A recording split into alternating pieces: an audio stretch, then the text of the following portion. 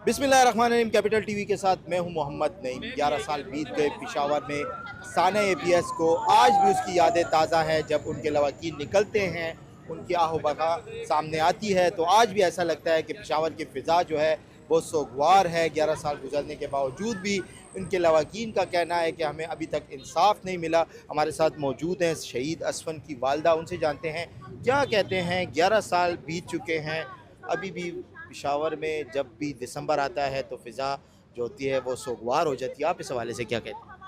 बिल्कुल, ये जो जैसे ही ये दिसंबर का ये महीना शुरू हो जाता है, ये सिर्फ हमारे दुख जानते हैं, हमारे दिल जानते हैं कि ये दिसंबर हम कैसे गुजारते हैं।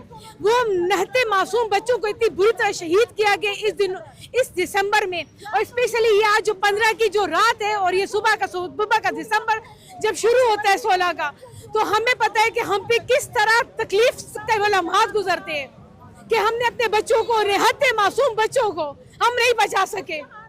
कोई नहीं बचा सका हमारे बच्चों को, कोई भी हमारे बच्चों को बचा नहीं सका। हम उनकी याद में ये दिन मनाते हैं और हम रैली निकालेंगे। ये पुरअमन नेमी है।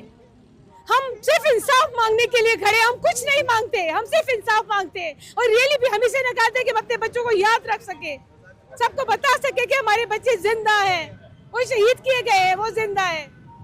जैसा कि माजी में भी इस हवाले से ये बताया गया है कि नेशनल एक्शन प्लान तैयार किया गया था जब ये वाक़या हुआ, लेकिन उसके बाद अभी तक उस पर अमल दरामद नहीं हो रहा, इंसाफ आपको नहीं मिल रहा। रुकावट कहाँ से है, आप क्या कहते हैं? हुकूमतें इस पे कोई एक्शन लेने को तैयार नहीं है।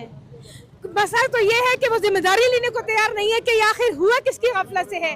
जब वो रिस्पॉन्सिबिलिटी लेंगी कि ये किसकी गफलत से हुआ है, तो ये जो है सब इस हर चीज का चट्टा पट्टा खुल जाएगा। मसला ये है कि वो ये खोलना ही तो नहीं चाहते कि इसके पीछे कौन है, और हमें सिर्फ इंसाफ चाहिए, बस सिर्फ इंसाफ चाहिए कि हमारे बच्चों के साथ ऐसा क्यों किया गया। नेशनल एक्शन प्लान पे हुकूमत अमल दरामद नहीं कर रही। उस पर कोई अमल दरामद नहीं हुआ। वो सिर्फ किताबों पे, वो सिर्फ कागजों में मौजूद है। उस पर कोई नहीं अमल दरामद हुआ गया, कोई उस पर एक्शन नहीं लिया गया। अगर होता तो उसके बाद बाकी सानियात ना होते जो उसके बाद हुए। और अभी भी हम सिक्योरिटी, बार बार कहा जाता है कि सिक्योरिटी है, सिक्योरिटी की जाए, इसलिए कि अभी भी खतरात मौजूद है। वो सब खवारिज, वो सब अभी भी मौजूद है, लेकिन पता नहीं पकड़ने वाला क्यों नहीं है, कोई जिम्मेदार क्यों नहीं है, कोई अपनी जिम्मेदारियों से गफलत क्यों बरत रहे हैं लोग।